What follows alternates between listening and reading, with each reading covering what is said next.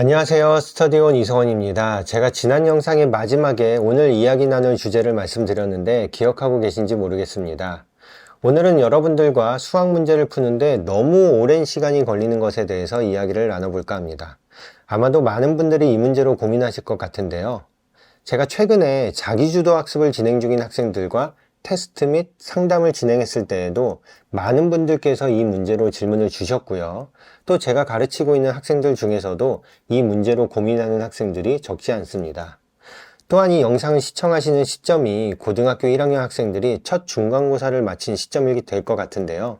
그 학생들 또한 터무니없이 부족한 시험 시간 때문에 아마도 같은 고민을 하고 있지 않을까 싶습니다. 자, 그렇다면 문제를 푸는데 너무 오랜 시간이 걸리는 것은 어떻게 해결해야 할까요? 저는 이전에 한 가지 질문을 드리고 싶습니다. 수학 문제를 푸는데 너무 오랜 시간이 걸리는 것을 문제라고 할 수 있을까요? 저는 그렇게 생각하지 않습니다. 물론 예외인 경우도 있습니다. 첫 번째 예외인 경우는 기본 문제를 풀 때조차도 너무 오랜 시간이 걸리는 경우입니다. 이런 경우는 기본 개념이 잘 되어 있지 않거나 또는 기본 문제는 그 다음 단계 응용이나 심화 문제를 풀 때에 도구로 사용되는 문제이기 때문에 이것은 오래 고민하라고 만든 문제가 아니라 다른 문제를 푸는 도구이기 때문에 능숙하게 사용할 수 있도록 연습하라는 의미의 문제거든요. 그런데 그런 문제를 자신의 힘으로 풀겠다고 몇 시간이고 붙들고 있는 것은 굉장히 비효율적인 방법입니다. 따라서 이럴 때는 해설을 참고하거나 또는 선생님께 질문을 해서 그 문제를 푸는 방법을 배운 뒤에 그것을 부지런히 능숙하게 풀 수 있도록 연습하는 것이 좋습니다. 자, 두 번째 예외인 경우는 고등학교 내신 시험을 앞둔 학생들의 경우입니다. 이미 시험을 보신 분들은 경험하셨겠지만 고등학교의 내신 시험은 정말 터무니없이 시간이 부족합니다. 자, 그렇다면 이런 경우에는 문제를 푸는데 너무 오랜 시간이 걸리는 것이 굉장히 불리하게 작용할 텐데요. 이것을 어떻게 극복해야 될까요? 첫 번째는 기본 문제를 빠르고 정확하게 푸는 훈련을 해야 합니다. 자, 그러면 이렇게 생각하실 것 같은데요. 문제를 굉장히 많이 반복해서 풀므로 인해서 그런 훈련을 통해서 문제 푸는 시간을 단축해야만 가능한 것이다 라고 생각하실 것 같은데요. 그것도 물론 중요한 방법입니다. 그런데 문제를 무조건 많이 풀어서 능숙해지면 시간이 단축되는 것일까요? 그것 말고도 다른 방법이 있습니다. 제가 늘 강조드리듯이 심화 문제는 그리고 어느 정도 중상 난이도 이상의 문제들은 문제를 푸는 방법이 여러 가지인 경우가 있습니다. 실제로 제가 나중에 기출문제를 가지고 한번 설명을 드리겠지만 학생들이 푼 기출문제를 보면 이 문제를 A라는 방법으로 풀었을 때와 B라는 방법으로 풀었을 때 시간 차이도 굉장히 크게 발생하고 또 계산 과정이 간단하거나 복잡한 차이 때문에 실수를 할 확률이 높아지는 경우를 보곤 합니다. 문제를 어떤 전략을 택해서 풀었느냐에 따라서 실수할 확률도 줄어들고 또 다른 더 많은 문제를 풀 수 있는 시간도 확보할 수 있는 반면에 반대로 나쁜 전략을 택한 경우에는 실수를 할 확률도 높아지고 또 시간도 오래 걸리고 복잡하기 때문에 다른 문제를 풀 수 있는 시간을 확보하지 못하는 그런 핸디캡을 얻게 되는 그런 두 차이점을 볼 때가 있는데요. 사실 학교에서 많은 선생님들이 이렇듯 평범해 보이는 문제를 가지고 이 문제를 A로 푸느냐 또는 B로 푸느냐에 따라서 시간 차이가 발생하기 때문에 그걸로 난이도를 조절하는 경우를 많이 보곤 합니다. 나중에 제가 문제를 가지고 실제로 예를 들어서 설명을 드릴 테니까 그때 또 다시 한번 설명을 드리도록 하겠습니다. 어쨌든 다시 본론으로 돌아오면 고등학교 학생들은 기본 문제, 즉 센에 있는 문제를 풀 때에도 이 문제를 분석하고 어떤 전략이 가장 효과적인지를 생각하면서 풀어야 합니다.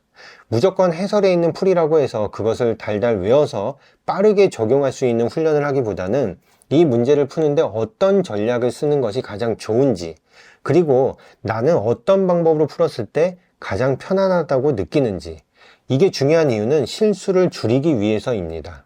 그런 것들을 확실하게 완성시켜 놓아야 시험 시간에 굉장히 초조하고 긴장되는 상황 속에서 문제를 빠르고 정확하게 풀 수 있습니다. 그렇게 전략한 시간을 심화 문제나 어려운 문제를 푸는데 사용할 수가 있고요. 또 이렇게 문제의 분석이 가능한 학생들은 시험 문제가 단순히 뒤에 있다고 해서 어려운 것이 아니고 앞에 있다고 해서 쉬운 것이 아니거든요. 중간에 가장 어려운 문제가 있을 수도 있습니다. 그런 문제를 빨리 알아채고 때로는 전략적으로 그 문제를 패스하고 다른 문제를 품으로써 기본 점수를 높게 확보할 수 있는 장점도 있습니다. 따라서 오늘 이야기를 정리하면 초등학생이나 중학생 자녀를 둔 분들께서는 응용 심화 문제를 풀 때에 오랜 시간이 걸리는 것은 고민하지 않으셔도 됩니다. 오히려 자녀분이 제대로 공부하고 있다는 증거가 될 수 있거든요. 그래서 10문제, 20문제밖에 되지 않는 것들을 몇 시간에 걸쳐서 푼다고 해서 많이 걱정하실 필요는 없습니다. 다만 이런 학생들은 그렇게 오래 고민하며 공부했던 것들을 반드시 정리하는 과정이 필요합니다. 그저 오랜 시간 동안 고민한 끝에 정답을 냈다고 해서 박수치고 끝낼 것이 아니라 자신이 고민했던 것들, 이 방법으로 했을 때는 왜 안 풀렸는지, 그리고 이 방법으로 했을 때는 어떻게 문제가 풀리게 되었는지, 다음에 이 문제를 만난다면 내가 어떻게 푸는 것이 좋을지, 이런 것들을 잘 정리해서 자기 머릿속에 넣어 놓아야 나중에 그런 문제를 만났을 때에도 고생했다는 기억만 남아있는 것이 아니라 그 문제를 어떻게 푸는지 전략이 먼저 떠오르게 됩니다. 따라서 반드시 정리하는 과정이 필요합니다. 이런 습관으로 공부한 학생들이라면 나중에 고등학교 올라가면 오히려 수학을 훨씬 더 효율적으로 공부할 수 있거든요.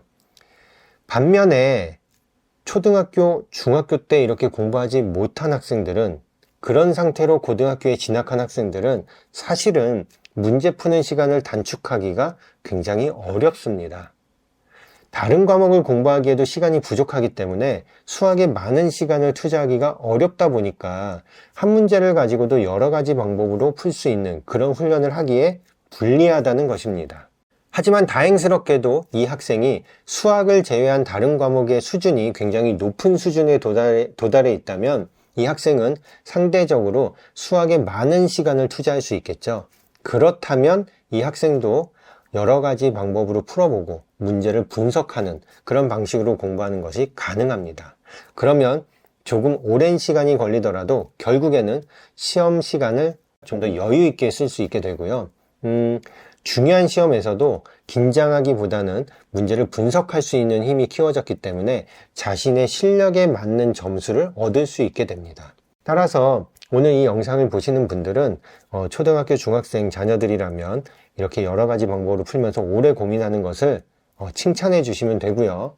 고등학생들이라면 일단 기본 문제를 열심히 풀되 정말 능숙하게 어떤 상황이어도 내가 이 문제를 풀 수 있게끔 훈련하는 것을 목표로 하고, 그게 된 다음에는 이 문제를 좀 더 효율적으로 풀 수 있는 방법이 무엇인지 찾는 쪽으로 연습하시면 많은 도움이 될 것 같습니다. 네, 마지막으로 한 가지 팁을 드리자면 기본 문제를 푸는 훈련을 할 때에 시간을 정해놓고 푸는 것에 대해서 질문을 주신 분들이 있는데요. 저는 처음에 개념서를 익히고 나서 기본 문제를 처음 푸는 과정 속에서는 시간을 정해놓고 풀지 말라고 이야기합니다. 그때에는 기본 풀이를 정확하게 잘 연습하고 자신의 것으로 습득하는 것이 목표이기 때문에 시간을 정해놓기보다는 완성도에 목표를 두고 공부를 해야 합니다. 그 다음부터 이제 두 번째, 세 번째, 제가 교재를 바꿔서 푸시라고 말씀드렸잖아요. 두 번째, 세 번째를 풀 때부터는 조금씩 시간을 정해놓고 점점점 시간을 줄여가면서 타이트한 상황을 만들어가면서 공부하는 것이 좋습니다. 한 문제당 3분, 2분 30초, 2분 이런 식으로 점점 단축하면 좋겠죠. 그거를 한 문제당 풀고 시간을 재는 게 아니라 20문제, 30문제씩 정해놓고서 토탈 시간을 정해놓고 공부하시는 것이 좋습니다. 네. 오늘 영상도 여러분들께 도움이 되었기를 바라고요. 사실 문제를 푸는 시간이 굉장히 오래 걸리는 것은 쉽게 해결되지 않는 문제이기도 합니다. 타고난 성향이 이렇게 오래 고민하는 그런 성향인 경우도 있고요. 또 보이지 않지만 딴 생각을 하느라 시간이 오래 걸리는 경우도 있습니다. 그런 부분까지 이번 영상에서 언급하는 것은 좀 의미가 없을 것 같아서 이야기를 안 했는데요. 그런 경우라면 제가 아니어도 부모님께서 옆에서 보시다가 이미 어떤 조치를 취하지 않으셨을까 싶습니다. 네. 다음에는 제가 아까 말씀드렸듯이 어떤 기출 문제를 가지고 한번 여러분들께 구체적인 예시를 드릴 수 있도록 한번 준비를 해 보도록 하고요. 네.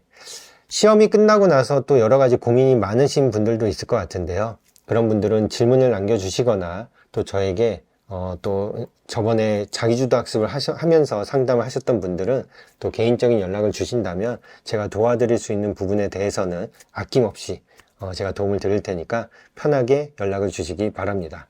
댓글에 질문을 남겨주셔도 좋고요. 메일을 보내주셔도 됩니다. 메일은 하단에 더보기란에 남겨놓을 테니까요. 편안하게 연락 주시기 바랍니다.